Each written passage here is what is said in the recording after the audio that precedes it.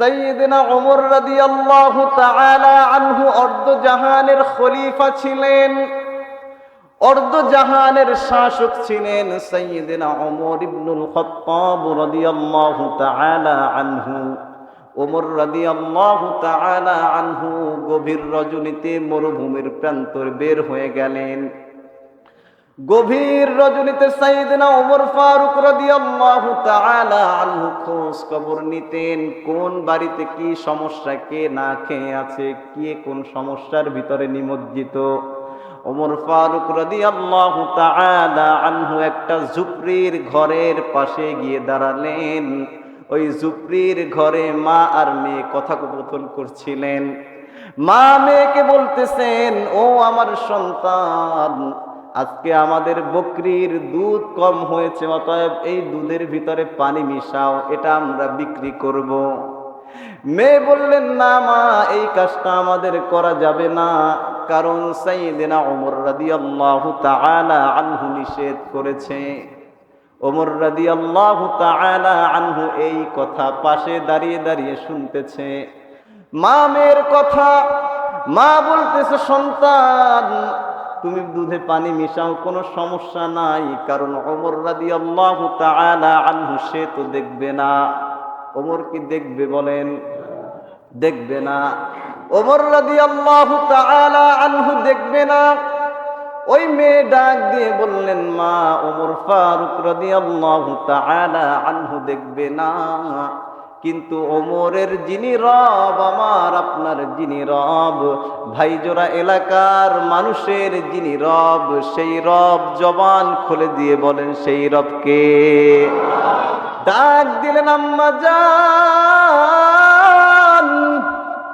সারা দুনিয়ার মালিকের চক্ষু ফাঁকি দেয়া যাবে, কিন্তু আমার আপনার যিনি রব আল্লাহ সুবহানাহু ওয়া তাআলার কুদরতি চক্ষু ফাঁকি দেয়া যাবে না। সুবহানাল্লাহ পড়েন। ওমর ফারুক রাদিয়াল্লাহু তাআলা আনহু কথা শুনে দাঁড়ায় রইলেন না, সরাসরি বাড়িতে রওনা করলেন। বাড়িতে গিয়ে তার সন্তান আব্দুল্লাহকে ডাক দিলেন, আব্দুল্লাহ, ও বাবা, তোমার বিবাহ করার বয়স হয়েছে, আমি একটা পাত্রীর সন্ধান পেয়েছি। এই বলে সন্তানকে নিয়ে রওনা করলেন। ওই বাড়িতে গিয়ে সালাম দিলেন। সালাম দিয়ে কথা বলে সেই পরহেজগার তাকওয়াবান মেয়ের সঙ্গে অর্ধজাহানের শাসক, অর্ধজাহানের খলিফা সাইয়েদনা ওমর রাদিয়াল্লাহু তাআলা আনহুর সন্তান আব্দুল্লাহর সঙ্গে বিবাহ বন্ধনে আবদ্ধ করে দিলেন। সুবহানাল্লাহ।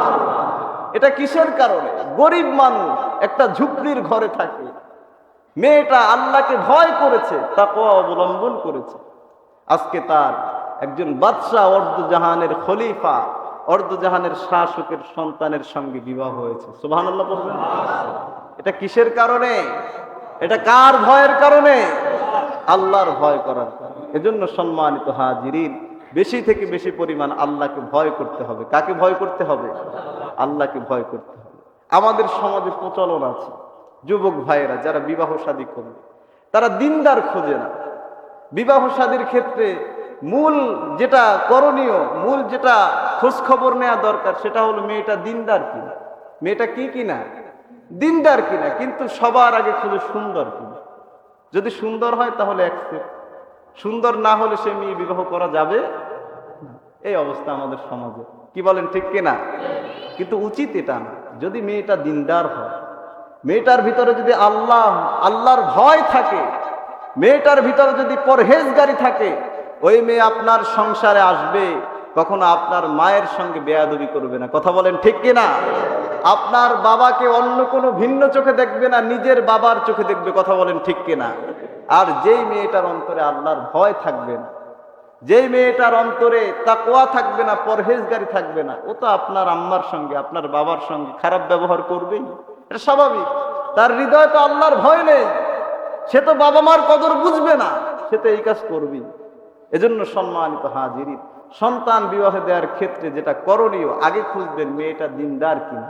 আপনি যদি দিনদার পেয়েছেন তাহলে ওই দিনদারির ভিতরেই আল্লাহ চেহারা এমন নূর দিয়ে দিবেন, ওটাই সুন্দরে পরিণত হয়ে যাবে। কথা বলেন ঠিক কিনা?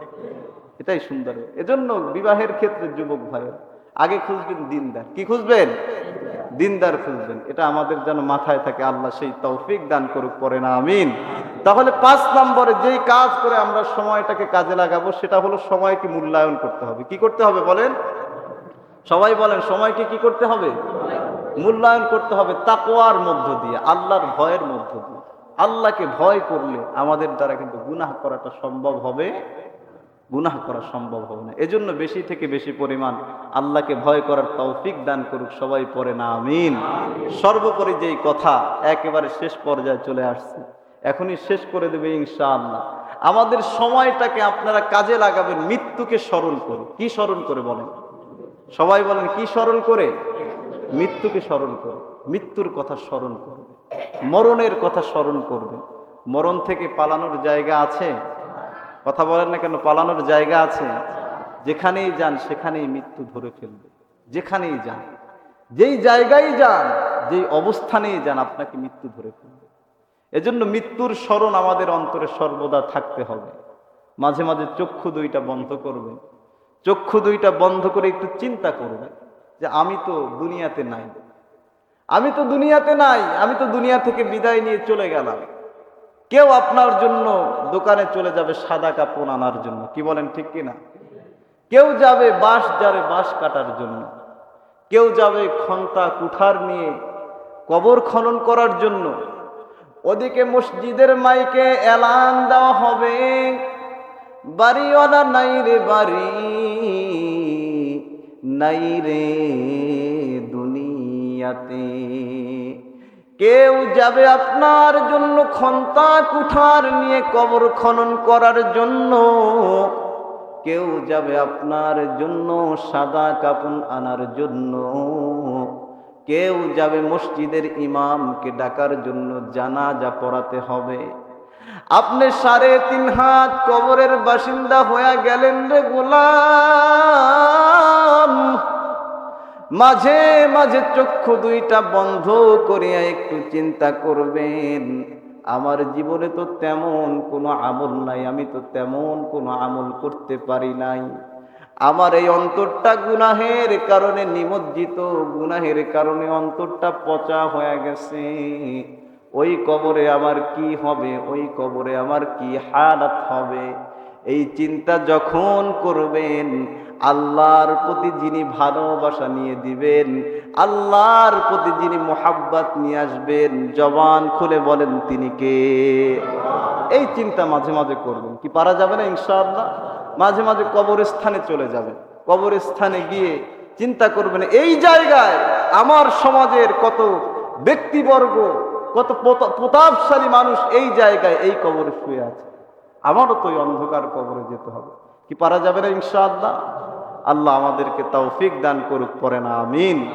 সর্বোপরি কথা হলো, মা বোনরা অনেকে শুনতেছে, চিন্তা করতেছে যে শুধু হুজুরে তো পুরুষদেরকে নিয়ে কথা বললো, নারীদের ব্যাপারে তো কিছু বললো না। মহিলাদের জন্য সারা জীবন 4টা কাজ। কয়টা কাজ?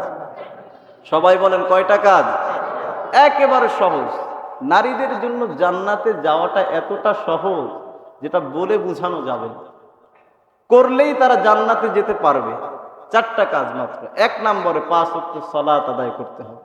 মা বোনদের 1 নম্বর কাজ হল 5 ওয়াক্ত সালাত আদায় করতে হবে। 2 নম্বরে রমাদানে রোজা রাখতে হবে। 2 নম্বরে কি? রমাদানে রোজা রাখতে হবে। 3 নম্বরে যেই কাজ সেটা হলো স্বামীর খেদমত করতে হবে। কি করতে হবে? নামাজও পড়ে, রোজাও রাখে, খেদমতের সময় মাথা গরম হয়ে যায়। কি বলেন ঠিক কিনা? খেদমতের সময় তার চেহারার দিকে তাকান যায়। স্বামী বেচারা সারাদিন কষ্ট করে, মাটি কাটে, পানি টানে, ভ্যান চালায়, দোকানদারি করে, বিভিন্ন অফিসে কাজ করে, বাড়িতে যায়, সুন্দর করে যায় ডাক দেয়, অমুকের আম্মা, আব্দুল্লাহর আম্মা, আব্দুর রহমানের আম্মা, আসতেছি দাঁড়াও, একটু পরে আসতেছি দাঁড়াও। বেচারা সারাদিন খাইটা কষ্ট করে আসলো, পরে আসতেছি দাঁড়াও। কি এরকম মহিলা সমাজে আছে না নাই? এই স্বামী, আমার বোনদেরকে আমি বলবো, এই স্বামী হলো আপনার জন্য নিয়ামত। অনেক নারী আছে স্বামী না পাওয়ার কারণে পতিতালয়ে গিয়ে ভর্তি হয়েছে, কথা বলেন ঠিক কিনা? অনেক নারী আছে একজন স্বামী পাওয়ার জন্য রাতের পর রাত তাহাজ্জুদের সিজদায় কাটায়া দেয়, এটা আপনি জানেন না। অথচ আপনি এই নিয়ামত পেয়েছেন, আল্লাহ আপনাকে এই নিয়ামত দিয়েছে, আপনি এই নিয়ামতের কদর না করলে আল্লাহ তো আপনার কাছ থেকে অবশ্যই নিয়ামত ছিনায় নেবে। আপনার স্বামী আছে, স্বামী থাকা সত্ত্বেও আপনি পর পুরুষের সঙ্গে কথা বলেন কিভাবে? এটা তো উচিত না আমার বোন, এটা করা উচিত না। অবশ্যই আপনাকে স্বামীর আনুগত্য করতে হবে, কি বলেন ঠিক কিনা? অবশ্যই স্বামীর মোহাব্বত, স্বামীর জন্য ভালোবাসা আপনার হৃদয়ে থাকতে হবে, না থাকলে আপনার পার পাওয়ার কোনো সুযোগ নেই। এক ব্যক্তি, শোনেন মজার এক গল্প, স্ত্রী খালি তেরামি করে, কথা শোনে না, এদিক যায় ওদিক যায়, বিভিন্ন কাজ করে। তো স্বামী বেচারা হঠাৎ করে নদীতে ডুবে ব্যক্তি মহিলা মারা গেছে। মহিলা কি হয়েছে? মারা গেছে। এখন ব্যক্তি ওই মহিলাকে খোঁজার জন্য, যেহেতু মানুষজন আছে, যদি না নামি পানিতে, তাহলে তো মানুষজন চিন্তা করবে স্ত্রীর প্রতি কোনো মোহাব্বত নেই, ভালোবাসা নেই, দায় থেকে পরে ওই পানিতে নামছে। নামার পরে জোয়ার ভাটা চলতেছে, ভাটা চলতেছে। তো উনি যেই দিকে পানি নামতেছে সেদিকে না যায়, উল্টা দিকে যাচ্ছে। কোন দিকে যায়? মানে উজানে যায়। এখন পারে যারা বসা বলে কি বোকা নাকি, পাগল নাকি, এটা তো ওইদিকে যাবে, গেলে তো ওইদিকে দৌড়াইছে, আপনি ওদিকে যাচ্ছেন কেন? বলতেছে কি বলবো, দুঃখের কথা, তো দায় ঠিক নামছে। সারা জীবন উল্টা চলছে, সারা জীবন উল্টা পথে চলছে, আমার কথা শুনে না। আমি বলছি ডান দিকে যাও, সে বাম দিকে দৌড় দিচ্ছে। এখন আমার মনে হয় এই ব্যক্তি মরার পরেও উল্টা দিকে যাচ্ছে। মরার পরে কোন দিকে? উল্টা, ও সোজা যাওয়ার লোক না। তো এরকম চিন্তা ফিকির তো স্বামী করবে যদি আপনি তার পরিপূর্ণ হক আদায় না করেন। এজন্য সম্মানিত মা বোনদের প্রতি আহ্বান থাকবে, অবশ্যই অবশ্যই আপনাকে স্বামীর পরিপূর্ণ হক আদায় করতে হবে। আর আমাদের পুরুষ যারা আছেন, আপনারাও তীক্ষ্ণ মেজাজ, রেগে যান। নারীরা একটু বেকার, এটা আল্লাহ সৃষ্টিগত বৈশিষ্ট্য। আপনারা তাদেরকে সচেতন করবেন, সুন্দর ভাষায় কথা বলবেন, চিল্লা পাল্লা করবেন না। আপনি ফজর পড়বেন না, তাহলে তো চিল্লাবি, কি বলেন ঠিক কিনা? তাহলে 3 নম্বর আমাদের মা বোনদের কাজ হলো স্বামীর খিদমত করা। আল্লাহ আমাদের প্রত্যেকটা মা বোনদেরকে জান্নাতি মহিলা হিসাবে কবুল করুন, পড়েন আমিন। 4 নম্বর কাজ হলো নিজের সতীত্বের হেফাজত করা। নিজের সতীত্বের কি করা? হেফাজত করা। আপনি পর্দায় রাখেন না, আপনি ভালোভাবে রাখেন না, তাহলে হেফাজত কিভাবে করবেন? আপনি মোবাইল চাইলে একটা টাচ মোবাইল কিনে দেন, ভালোবাসে টাচ মোবাইল কিনে দেয় বউ, চিন্তা করতে পারছেন? ভালোবাসে কি মোবাইল কিনে দেয়? এই কথাগুলো বাস্তব কথা মেয়ে। ওই টাচ ফোন থেকে পরবর্তীতে ইমুতে আরেকজনের সাথে কথা বলে, হোয়াটসঅ্যাপে আরেক পুরুষের সঙ্গে কথা বলে, এক পর্যায়ে বিচ্ছেদ হয়ে যায়। তো সূচনা তো আপনি করে দিলেন। মহিলারা তো বায়না ধরবেই, সাথে সাথে ধরলে বুঝায় বলো টাচ ফোনে যে কি সমস্যা, এটা তো আমরা বুঝি নাকি, কি বলেন ঠিক না? এজন্য সম্মানিত হাজিরিন, সর্বোপরি কথা হলো আমাদের মা বোনদের খেয়াল রাখা লাগবে। নিজের সতীত্বের হেফাজত করতে হবে, নিজেকে পর্দা করতে হবে, নিজেকে ব্যক্তিত্ব সম্পন্ন করতে হবে। আপনাকে এক সাহাবিয়া মহিলার ঘটনা আমি শুনাই। এক মহিলা মরুভূমির প্রান্তরে, যুদ্ধের ময়দান থেকে সবাই চলে গিয়েছে, ওই মহিলা একা পড়ে রয়েছে, কেউ নাই, কোনো পুরুষ নেই, কোনো পুরুষ নেই। ওই মহিলাকে একজন পুরুষ এসে বলল যে আপনি চলেন আমার সঙ্গে। তিনি বললেন না, আপনার সঙ্গে যাওয়া তো দূরের কথা, আপনার সঙ্গে হাঁটাই এটাই তো প্রশ্নে আসে না। আল্লাহু আকবার, কেমন ব্যক্তিত্ব সম্পন্ন মহিলা! আর আমাদের মা বোনদের কি হইতো, কি হইতো বলেন? এলো হালাত। এজন্য মা বোনদের ব্যক্তিত্ব সম্পন্ন হতে হবে, নিজের সতীত্বের হেফাজত করতে হবে। তাহলে মা বোনদের কাজ হলো 4টা। 1 নম্বর সালাত আদায় করা, 2 নম্বরে রমাদানে রোজা রাখা, 3 নম্বর স্বামীর পরিপূর্ণ হক আদায় করা, পরিপূর্ণ খিদমত করা, আর 4 নম্বর করণীয় কাজ হলো নিজের সতীত্বের হেফাজত করা। আল্লাহ তাদের এই বিষয়গুলো আমল করার তৌফিক দান করুক, পড়েন আমিন। আর আমাদের সবাইগুলো পার করবেন কি দিয়ে? 1 নম্বর হলো নবীজির অনুসরণ অনুকরণ দিয়ে। কি দিয়ে? নবীজির আদর্শ দিয়ে। কি দিয়ে বলেন? আদর্শ দিয়ে। 2 নম্বরে করণীয় কাজ হলো সালাত পড়ে। কি পড়ে?